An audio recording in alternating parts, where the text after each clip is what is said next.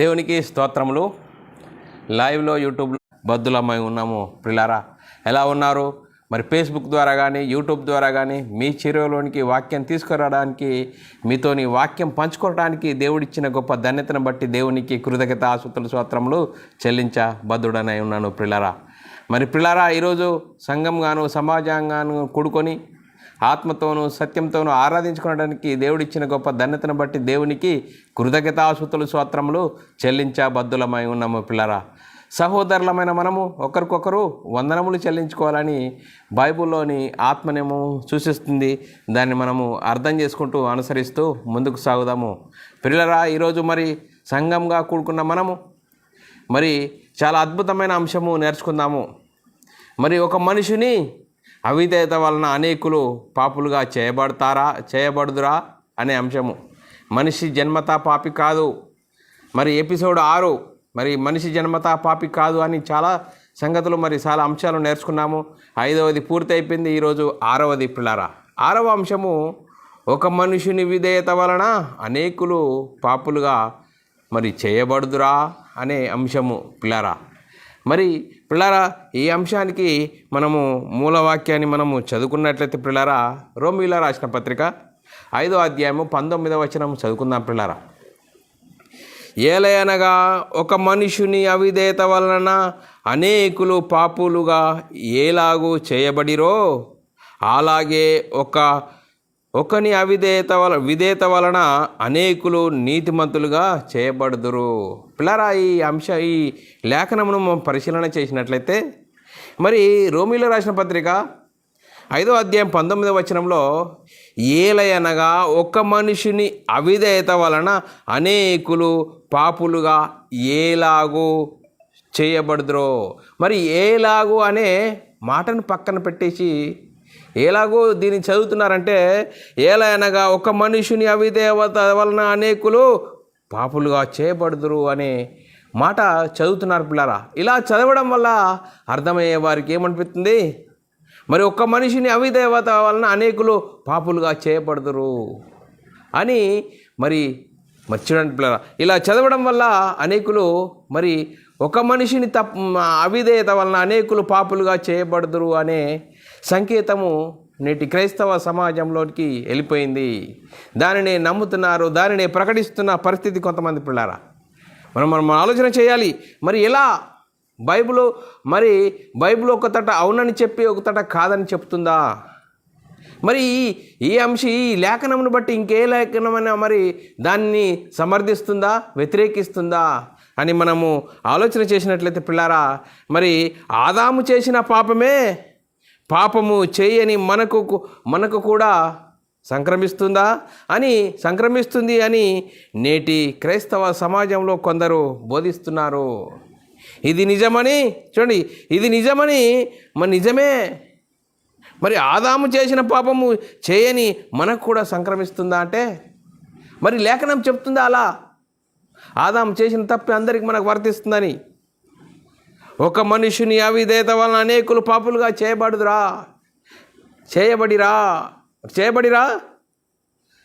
మనం ప్రశ్నించుకున్నట్లయితే, కొన్ని ప్రశ్నలు వేసుకున్నట్లయితే, ఆదాము అవిధేయత వలన పాపము చేయని అనేకులు పాపులుగా చేయబడిరా మనం ఆలోచన చేయాలి. పిల్లారా, మరి ఇలా మరి ప్రకటించడం ద్వారా, దీన్ని విశ్వసించడం ద్వారా మరి వాక్యంకు వ్యతిరేకంగా నడుస్తున్నాము. మరి ఒక తాట వాక్యం అవునని చెప్పి ఒక తాట కాదని చెప్తుందా?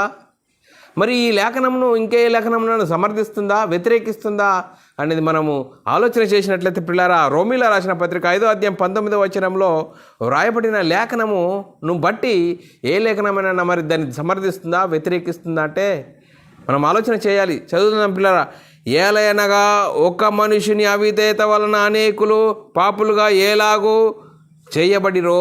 ఏలాగు అనే మాటను పక్కన పెట్టారు. మరి పాపులుగా చేయబడుదురు అని ప్రకటిస్తున్నారు. మరి దానినే అనేకులు నమ్ముతున్నారు. చూడండి పిల్లరా, మరి ఇంకా ఏదైనా వాచనము దానిని సమర్థిస్తుందా, వ్యతిరేకిస్తుందా అని మనము లేఖనం చూసుకున్నట్లయితే రోమీయుల రాసిన పత్రిక 5వ అధ్యాయం 19వ వచనంలో చాలా చక్కగా రాబడ్డది. ఇట్లుండగా ఒక మనుషుని ద్వారా పాపము ద్వారా మరణమును లోకములో ఎలాగూ ప్రవేశించినో అలాగునే మనుషులందరూ పాపము చేసినందున మరణము అందరికీ సంప్రాప్తమాయను. చూడండి పిల్లరా, మరి ఈ లేఖనము మరి అనేకులు పాపులుగా చేయబడుదురు అనే లేఖనము ఇంకో లేఖనమును సమర్థిస్తుందా, వ్యతిరేకిస్తుందా అంటే సమర్థించటం లేదు. చూడండి పిల్లరా, మరి ఇతర మనం ఆలోచన చేయాలి. దానిని సమర్థిస్తే ఓకే, దానిని వ్యతిరేకిస్తే అవునని చెప్పి కాదన్నట్లుగా ఉండదు లేఖనము. ఒకతట అవునని చెప్పి ఒకతట కాదన్నట్లుగా లేదే. మరి అలా ఉంటే బైబిల్ అలా యాక్సెప్ట్ చేస్తుందా? మనం ఆలోచన చేయాలి. ఇంకా మరి లేఖనం చూసినట్లయితే పిల్లరా, ఏలైనగా రోమీయులకు రాసిన పత్రిక 5వ అధ్యాయం 19వ వచనమును బట్టి ఇంకేదైనా లేఖనము వ్యతిరేకిస్తుందా చూద్దాం పిల్లరా. ఏలైనగా ఒక మనిషిని అవిధేయత వలన అనేకులు పాపులుగా ఎలాగూ చేయబడిరో అని చెప్తూ ఏలాగని పక్కన పెట్టేశారు. ఇంకా దాన్ని ఏదైనా సమర్థిస్తుందా, వ్యతిరేకిస్తుందా అని మనం చూసినట్లయితే 1 యోహాను రాసిన పత్రిక 3వ అధ్యాయం 4వ వచనంలో చాలా చక్కగా రాయబడ్డది పిల్లరా. పాపము చేయు ప్రతి వాడు ఆజ్ఞను అతిక్రమించును. ఆజ్ఞ అతిక్రమమే పాపము. చూడండి పిల్లరా, ఎంత చక్కగా లేఖనము మరి దానిని మరి ఏ విధంగా సపోర్ట్ చేస్తుంది, వ్యతిరేకిస్తుంది అనేది మనము లేఖనం చూసినట్లయితే పిల్లరా, పాపము చేయు ప్రతి వాడును ఆజ్ఞ అతిక్రమమే పాపం వల్ల వచ్చింది మరణము. చూడండి పిల్లరా, ఇక్కడ అందరూ చేసింది ఒక్క మనిషిని చేస్తేనే అందరూ పాపం చేస్తుందని చెప్తుందా? ప్రతి వాడు అని చెప్తున్నది. అందరూ దేవుడు అనుగ్రహించి మహిమను పొందలేక పాపము చేసినందున అని ఇంకో లేఖనం మరి దాన్ని సపోర్ట్ చేస్తుందా, వ్యతిరేకిస్తుందా? వ్యతిరేకిస్తుంది పిల్లరా. మరి ఇక ఒకతాట అవునని చెప్పి ఒకతాట కాదన్నట్లుగా ఉంటుందా? మనం ఆలోచన చేయాలి పిల్లరా. మరి మనం ఆలోచన చేయాలి. ఇంకా ఆ లేఖనంకి ఏదైనా సమర్థిస్తుందా, వ్యతిరేకిస్తుందా చూద్దాం పిల్లరా. రోమీయులకు రాసిన పత్రిక 5వ అధ్యాయము 19వ వచనంలో ఏలయనగా ఒక్క మనిషిని అవిధేయత వలన అనేకులు పాపులుగా ఎలాగూ చేయబడిరో, ఎలాగూ పక్కన పెట్టేశారు. అవిధేయత వలన అనేకులు పాపులుగా చేయబడ్డారు అని మరి చెప్తున్నారు. మరి ఆ వాక్యానికి ఏదైనా వాక్యం సమర్థిస్తుందా చూద్దాం, వ్యతిరేకిస్తుందా? వీరు చెప్పే విధానంను బట్టి సమర్థిస్తుందా, వ్యతిరేకిస్తుందా? రోమీయులకు రాసిన పత్రిక 3వ అధ్యాయం 23వ వచనంలో చాలా చక్కగా రాయబడ్డది. ఏ భేదము లేదు, అందరూ పాపము చేసి దేవుడు అనుగ్రహించి మహిమను పొందలేక పోచున్నారు. చూడండి పిల్ల, ఏ భేదము లేదు, అందరూ పాపము చేసి చూడండి ఎంత చక్కగా రాయబడ్డది. అందరూ పాపము చేసి దేవుడు అనుగ్రహించి మహిమను పొందలేకపోతున్నారు. మరి పిల్లరా, వీరు ప్రకటిస్తున్న దాన్ని బట్టి వాక్యము వ్యతిరేకిస్తున్నది. వీరు ఏమని ఏలాగు అనేది పక్కన పెట్టేశారు. అందరూ పాపులుగా చేయబడుతున్నారు. ఒక మనిషిని అవిధేయత వలన అందరూ పాపులుగా చేయబడుతున్నారు అని చెప్తున్నారు పిల్లరా. ఒక వాక్యాన్ని ఇంకో వాక్యం సమర్థిస్తుందా, వ్యతిరేకిస్తుందంటే వారు చెప్తున్న విధానంను బట్టి వాక్యం వ్యతిరేకిస్తుంది. మరి బైబిల్ అలా చెప్తుందా? బైబిల్ అవునని చెప్పి కాదన్నట్లుగా ఉండలేదు. లేఖనము ఎలాగ కలిగింది? ఒక మనిషిని ఇచ్చని బట్టి కలిగిందా? ఒక మనిషిని ఆలోచన బట్టి కలిగిందా? మరి లేఖనం చూస్తుందా పిల్లరా.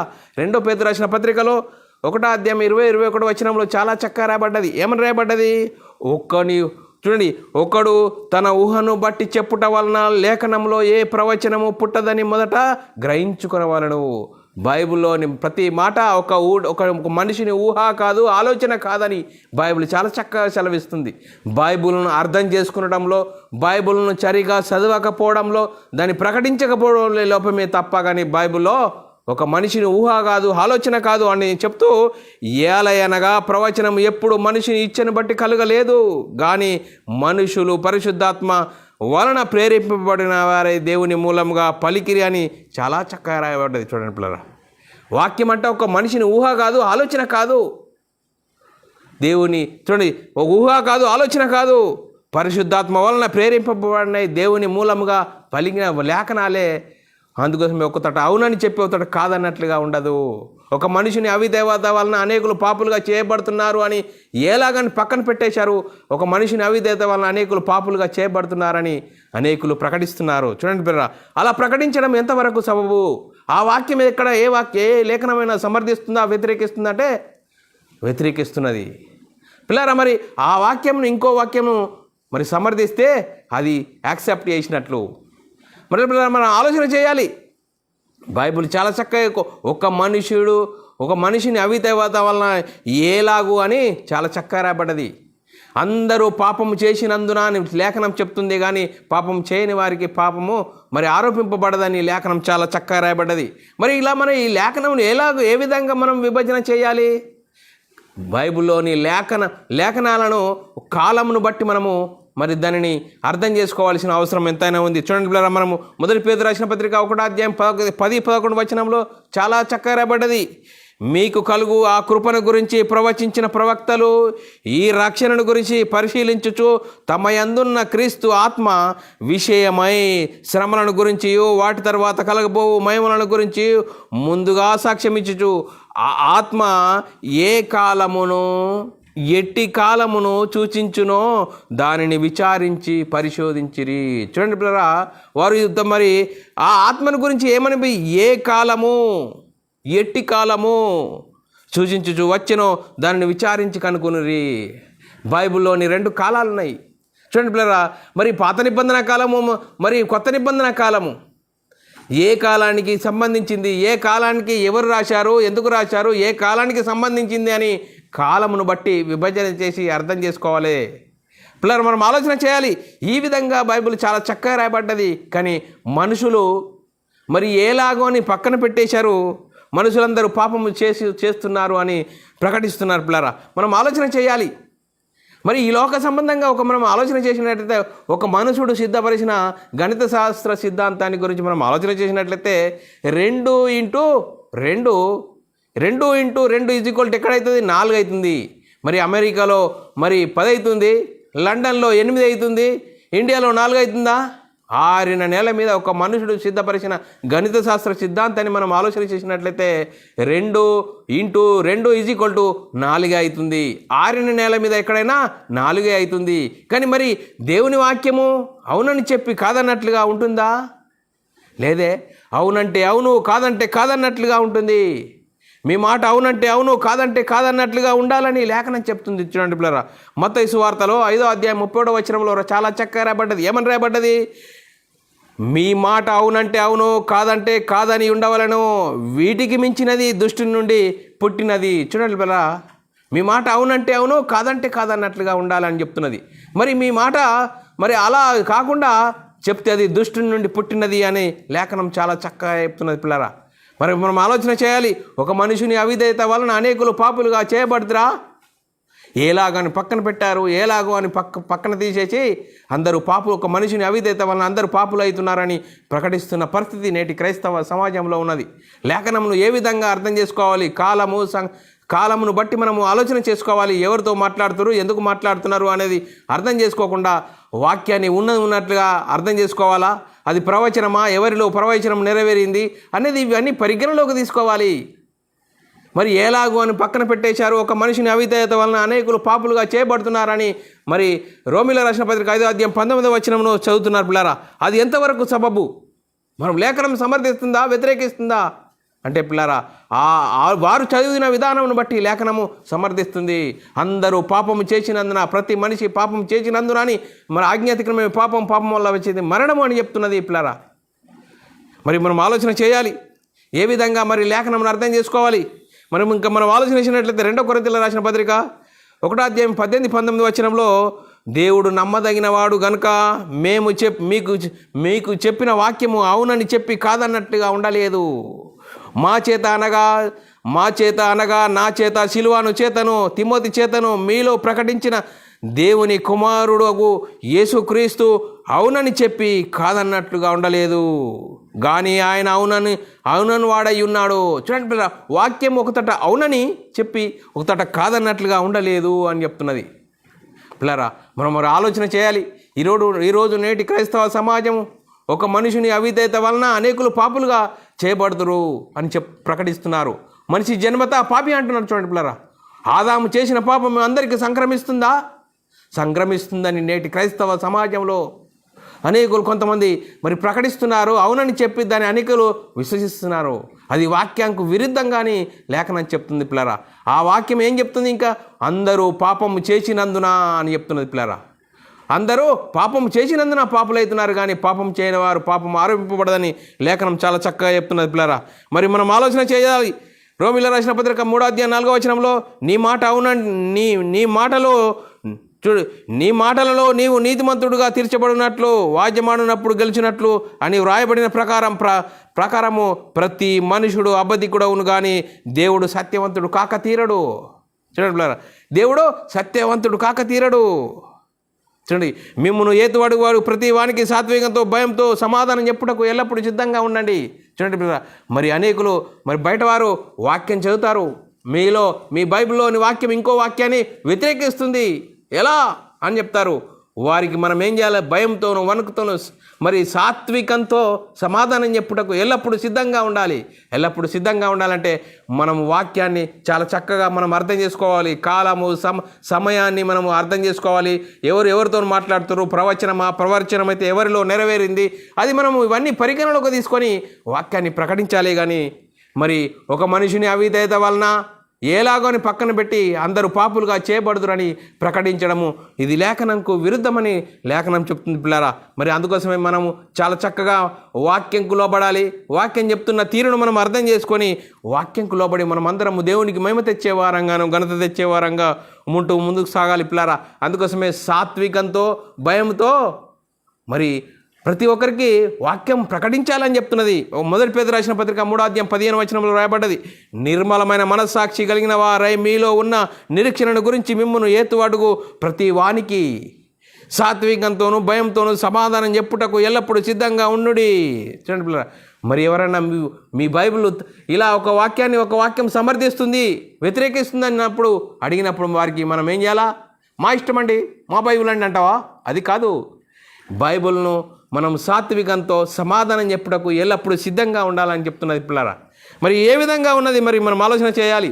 ఇంకా మనము ప్రశ్నించుకున్నట్లయితే మరణము లోకంలోనికి ఎలాగూ ప్రవేశించెను? మరణము లోకంలోనికి ఎలాగ ప్రవేశించింది అంటే పిల్లరా, జవాబు ఒక మనుషుని ద్వారా పాపము ద్వారా మరణము లోకంలోనికి ప్రవేశించెను. చూడండి పిల్లరా, ఒక మనుషుని ద్వారా పాపము ద్వారా మరణము లోకంలోనికి ప్రవేశించెను. మరి రోమీయులకు రాసిన పత్రికలో 5:12 చాలా చక్కగా రాయబడ్డది, ఇట్లుండగా ఒక మనుషుని ద్వారా పాపము ద్వారా మరణమును లోకంలో ఎలాగూ ప్రవేశించిన అలాగునే మనుషులందరూ పాపము చేసినందున మరణము అందరికీ సంప్రాప్తమాయను. చిన్నట్లరా, మరణము అందరికీ సంప్రాప్తమాయను. పాపము చేస్తేనే మరణం అందరికీ సంప్రాప్తమైంది. ఒక మనిషిని అవిధేయత వలన అందరూ పాపులుగా చేయబడతారని చెప్తున్న వాక్యము చాలా మరి మనుషులు అర్థం చేసుకోకుండా దానిని ప్రకటిస్తున్నారు. చూడండి పిల్లలు, మనం ఆలోచన చేయాలి. మనుషులందరూ మరణము ఎలాగో సంప్రాప్తమైంది? పాపము చేస్తే మరణం సంప్రాప్తమవుతుంది, కానీ పాపం చేయని వారికి మరణం సంప్రాప్తం కాదు అని లేఖనం చెప్తుంది. అందుకోసమే లేఖనం అందరూ దేవుడు అనుగ్రహించి మహిమను పొందలేక పాపము చేసినందున అని లేఖనం చాలా చక్కగా చెప్తుంది. మరి పిల్లలు, మనం ఆలోచన చేయాలి. ప్రశ్నించుకున్నట్లయితే లోకంలో మనుషులందరూ మరణము ఎలాగో సంప్రాప్తమాయను అని ప్రశ్నించుకున్నట్లయితే మనుషులందరూ పాపము చేసినందున మరి మరణము అందరికీ సంప్రాప్తమాయను. మరి లేక పాపం చేయని వారికి కూడా పాపం చేయని వారికి కూడా మరణం సంప్రాప్తమవుతుందా? చూడండి, మనం ఆలోచించాలి. జవాబు, ఈ లోకంలోనికి మనుషులందరూ పాపం చేసినందుననే మరణం అందరికీ సంప్రాప్తమాయను, కానీ పాపం చేయని వారికి మరణము సంప్రాప్తము కాలేదు. పాపం చేయు ప్రతివాడు ఆజ్ఞను అతిక్రమించును, ఆజ్ఞ అతిక్రమమే పాపము అని చాలా చక్కగా చెప్తున్న పిల్లరా. ఇంకా మనం ప్రశ్నించుకున్నట్లయితే మరి పాపం అనగానేమి? పాపం అనగా ఆజ్ఞ అతిక్రమమే. జవాబు, ఆజ్ఞ అతిక్రమమే పాపము. ఆజ్ఞ అతిక్రమమే పాపము. చూడండి పిల్లరా, మనం ఆలోచన చేసినట్లయితే 1 యోహాను రాసిన పత్రిక 3:4 రాయబడ్డది, పాపము చేయు ప్రతి వాడను ఆజ్ఞ అతిక్రమించును, ఆజ్ఞ అతిక్రమే పాపము. ఎంత చక్కగా రాయబడ్డది. పాపం చేయు ప్రతి వాడు ఆజ్ఞ అతిక్రమించును, ఆజ్ఞ అతిక్రమే పాపము. ఇంకా తమరి పిల్లల సకల దుర్నీతి పాపము అని 1 యోహాను రాసిన పత్రిక 5:17 రాయబడ్డది. అలాగే ఇంకా మరి మేలైనది చేయనెరిగి అలాగూ చేయని వానికి పాపం కలుగును. మేలైనది చేయనెరిగి అలాగూ చేయని వానికి పాపం కలుగునని యాకోబు రాసిన పత్రిక 4వ అధ్యాయం 17వ వచనంలో రాయబడ్డది పిల్లారా. ఇంకా మనం ఆలోచన చేసినట్లయితే విశ్వాస మూలముగా కానిది ఏదో పాపము. విశ్వాసము మూలము కానిది అది పాపమట. చూడండి పిల్లరా, విశ్వాస మూలము కానిది పాపమని, విశ్వాస మూలము కానిది ఏదో అది పాపమని లేఖనాల్లో రాయబడ్డది. రోమిలో రాసిన పత్రిక 14వ అధ్యాయం 23వ వచనంలో రాయబడ్డది. చూడండి పిల్లరా, మనం ఆలోచన చేసినట్లయితే సారాంశము, మనుషులందరూ పాపము చేసినందున మరణము అందరికీ సంప్రాప్తమాయెను. చూడండి పిల్లరా, మనుషులందరూ పాపం చేస్తేనే మరి మరణం అందరికీ సంప్రాప్తమైంది, కానీ ఒక మనుషుని అవిధేయత వలన అందరికీ మరి పాపులుగా చేయబడరని లేఖనం చాలా చక్కగా రాయబడ్డది.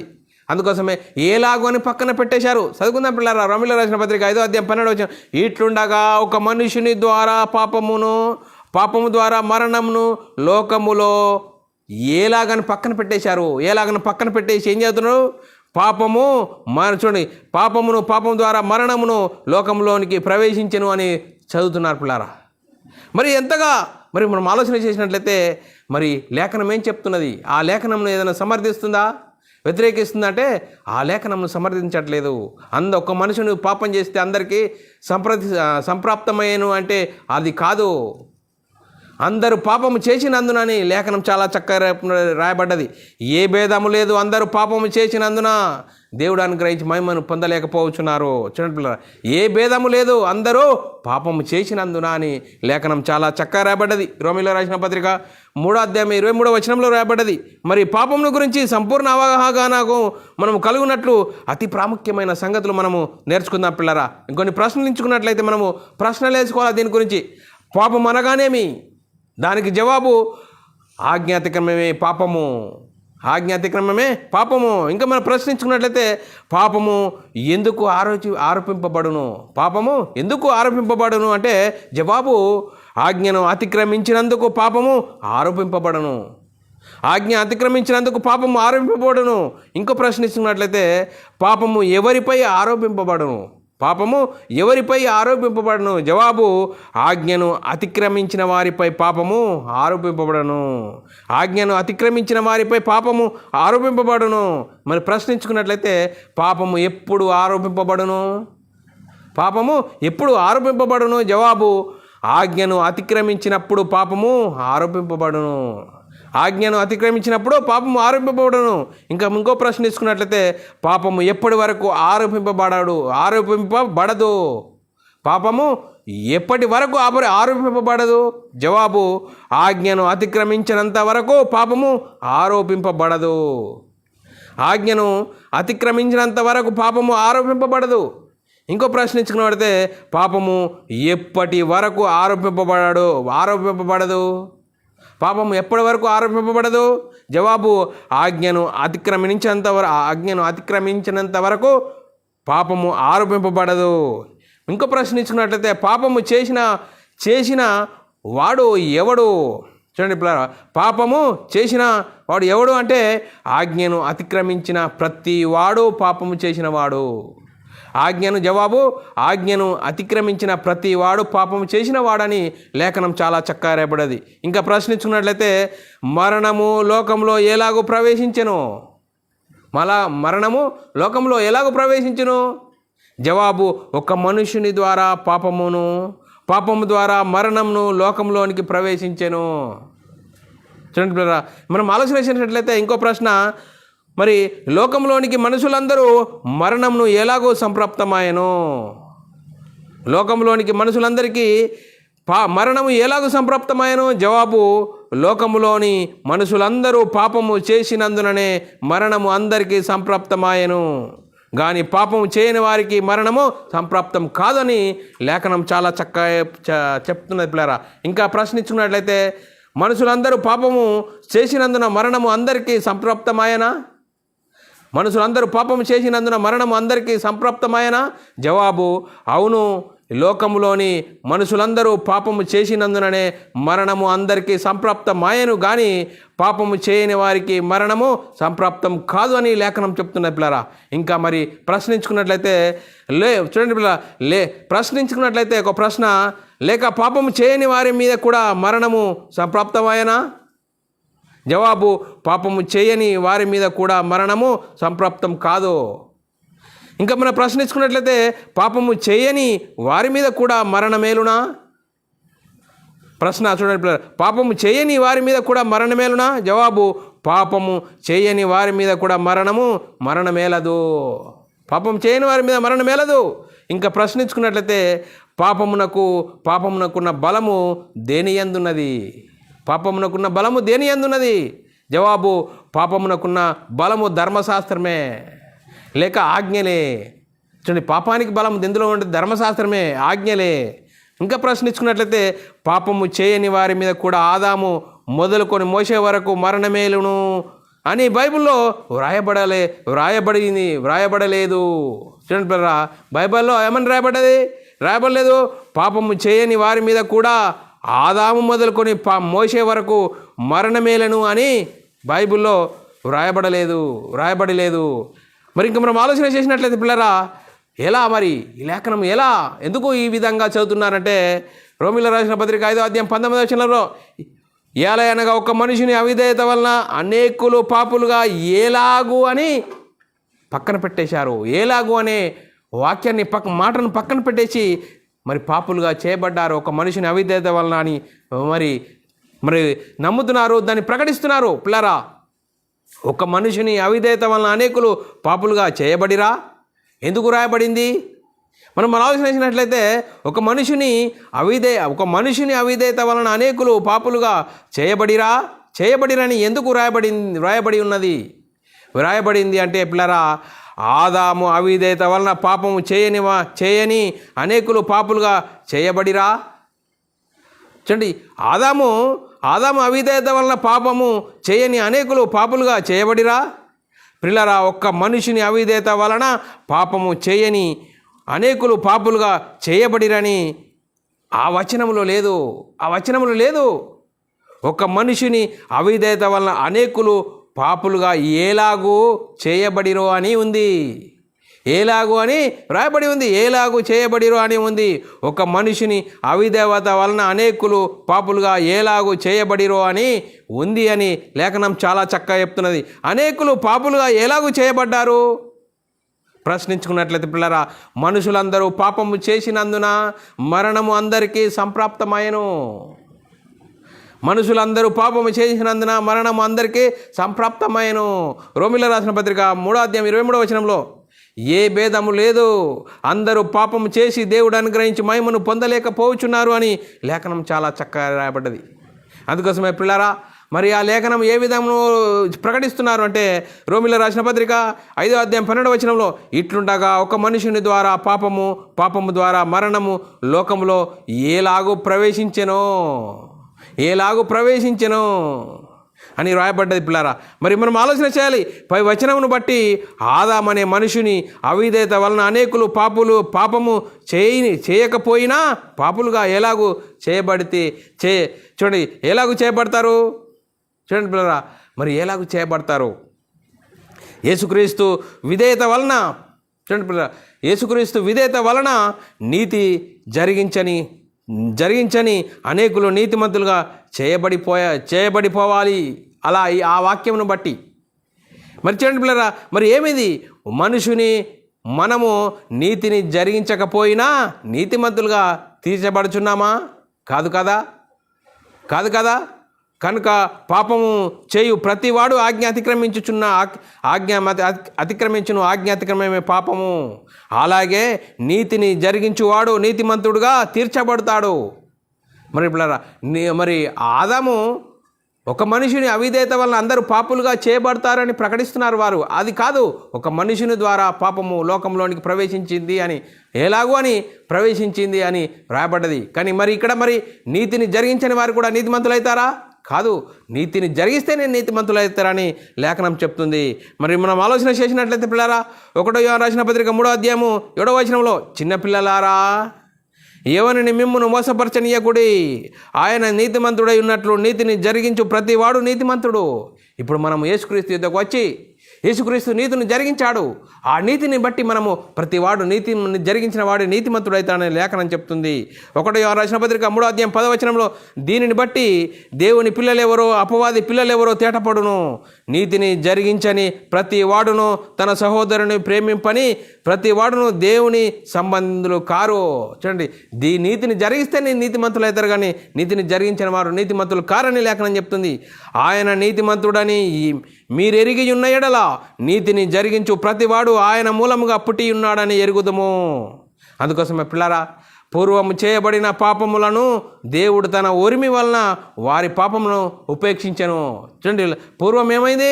పూర్వము చేయబడిన పాపములను దేవుడు తన ఓరిమి వలన పాపములను ఉపేక్షించెను. కానీ ఇప్పుడు అందరూ అంతటా మారు మనసు పొందాలి. చూడండి పిల్ల, మరి రోమిలో రాసిన పత్రిక 3వ అధ్యాయం 25వ వచనంలో పూర్వము చేయబడిన పాపములను దేవుడు తన ఓరిమి వలన ఉపేక్షించినందున ఆయన తన నీతిని కనపరచవలనని అపొస్తలుల కార్యం 17వ అధ్యాయం 23-30 వచనంలో ఆ అజ్ఞాన కాలమందు దేవుడు చూచి చూడనట్లు ఉండెను. ఇప్పుడు అంతటను అందరూ మారు మనసు పొందవలనని మనుషులకు ఆజ్ఞాపించుచున్నాడు. పూర్వకాలమందు చూచి చూడనట్లుగా ఉన్నాడు. ఇప్పుడు అందరూ అంతటా మారు మనసు పొందాలని దేవుని ఆకాంక్ష. చూడండి పిల్లరా, మరి మనం ఆలోచన చేయాలి. మరి ఈ విధంగా లేఖనం ప్రకటించడం ద్వారా, మరి రోమిలో రాసిన పత్రిక 5వ అధ్యాయం 12వ వచనంలో రాయబడ్డది, ఇట్లుండగా ఒక మనిషిని ద్వారా పాపము ద్వారా మరణమును లోకంలో ఎలాగూ అనేది తీసి పక్కన పెట్టారు. ఏలాగని మనము దాన్ని ఉన్నట్లుగా చదవాలి. ఏలాగో ప్రవేశించను అలాగే మనుషులందరూ పాపం చేసినందున మరణం అందరికీ సంప్రాప్తమాయను. చూడండి, మనుషులు పాపం చేస్తేనే అందరికీ సంక్రమిస్తుంది, కానీ చేయని వారికి సంక్రమించేదని చెప్తుంది. కానీ ఇక్కడ మరి మనుషులందరూ పాపం చేసినందున మరణం అందరికీ సంప్రాప్తమాయను. ఏ భేదము లేదు, అందరూ పాపము చేసినందున దేవుడు అనుగ్రహించి మహిమను పొందలేకపోతున్నారు. రోమిలో రాసిన పత్రిక 3వ అధ్యాయము 23వ వచనంలో రాయబడ్డది. ఏమని చెప్తున్నది? అందరూ పాపం చేసినందున, ఒక మనుషుడు అవిధేయత వలన అందరూ పాపులుగా చేయబడరు అని లేఖనం చెప్తుంది. కానీ లేఖనము మరి ఏం చెప్తుంది? అదే లేఖనము ఇంకో లేఖనము, అందరూ పాపం చేస్తే పాపులయ్యారు, కానీ పాపం చేయని వారు పాపులు కాదు అని లేఖనం చెప్తుంది.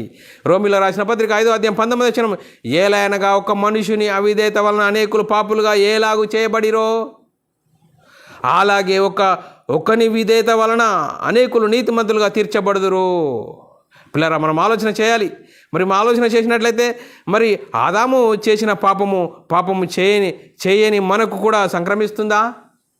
కాదు పిల్లరా, బైబిల్ అలా చెప్పట్లేదు. పాపము చేస్తేనే పాపి అవుతాడు, కానీ పాపం చేయని వారు పాపులు కారు అని లేఖనం చెప్తుంది. పిల్లరా, మనం ఆలోచన చేయాలి. ఈ విధంగా మనము లేఖనాలను కాలము సమయమును పరిగణలోకి తీసుకోవాలి. మనిషి జన్మత పాపి అని ప్రకటిస్తున్నారు. చూడండి, ఆదాము చేసిన పాపము అందరికీ సంక్రమిస్తుందని చెప్తున్నారు, కానీ బైబిల్ అలా చెప్పట్లేదు. ప్రతి మనిషి పాపము చేసినందున ఆజ్ఞాతికమైన పాపం వల్ల మరణము, దేవుని నుండి ఎడబాటు కలిగింది. చూడండి పిల్లరా, మనుషులందరూ పాపం చేస్తేనే పాపులు అవుతున్నారు, కానీ పాపం చేయని వారు పాపులు కాదు అని లేఖనం చెప్తుంది. అందుకోసమే ఈ అనేకులు మరి ఆదాము తప్పు చేశాడు, ఆదాము ద్వారా వచ్చిన వారందరూ పాపులు అని చెప్తున్నారు. అది లేఖనంకు విరుద్ధము. లేఖనం అలా చెప్పట్లేదు. అందుకోసమే మనం ఆలోచన చేయాలి. మరి లేఖనము ఉన్నట్లుగా చదవాలి. రోమిలో రాసిన పత్రిక చదువుకొని ముగిద్దాం పిల్లరా. రోమిలో రాసిన పత్రిక 5వ అధ్యాయం 19వ వచనం, ఎలాగైనా ఒక మనుషుని అవిధేయత వలన అనేకులు పాపులుగా ఎలాగూ చేయబడిరో. చూడండి పిల్లలు, ఎంత చక్కగా రాయబడ్డది.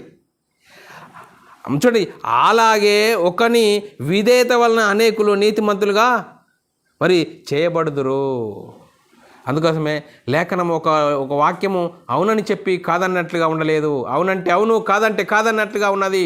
మరి లేఖనము మనిషిని ఇచ్చను బట్టి, ఆలోచన బట్టి కలగలేదు. అందుకోసమే సాతాను అనేకులను మరి బురిడి కొట్టించి మనిషి జన్మతా పాపి అని ప్రకటిస్తున్నారు. దాన్ని ఇంకా అనేకులు నమ్ముతున్నారు. చూడండి పిల్లరా, మనిషి జన్మతా పాపి, ఒక మనిషి ద్వారా అవిధేయత వలన అనేకులు పాపులుగా చేయబడ్డారా?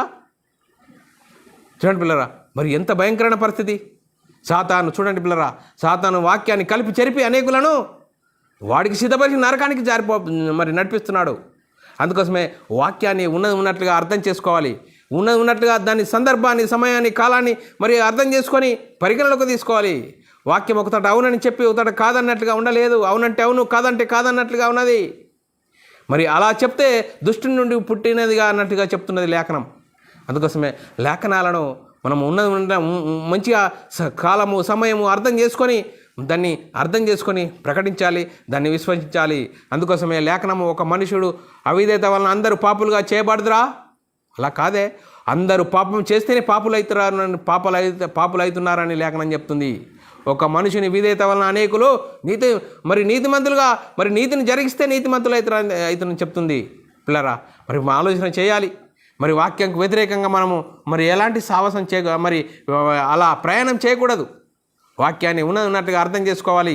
అందుకోసమే ఒక మనిషిని అవిధేయత వలన లేఖనం చాలా చక్కగా రాయబడ్డది. పిల్లరా, ఒక మనిషిని అవిధేయత వలన లేఖనం చదువుకుందాం పిల్లరా. రోమిలో రాసిన పత్రిక 5వ అధ్యాయం 19వ వచనం, ఏలయనగా ఒక్క మనుషుని అవిధేయత వలన అనేకులు పాపులుగా ఎలాగూ చేయబడిరో అలాగే ఒకని విధేయత వలన అనేకులు నీతిమంతులుగా చేయబడుదురు.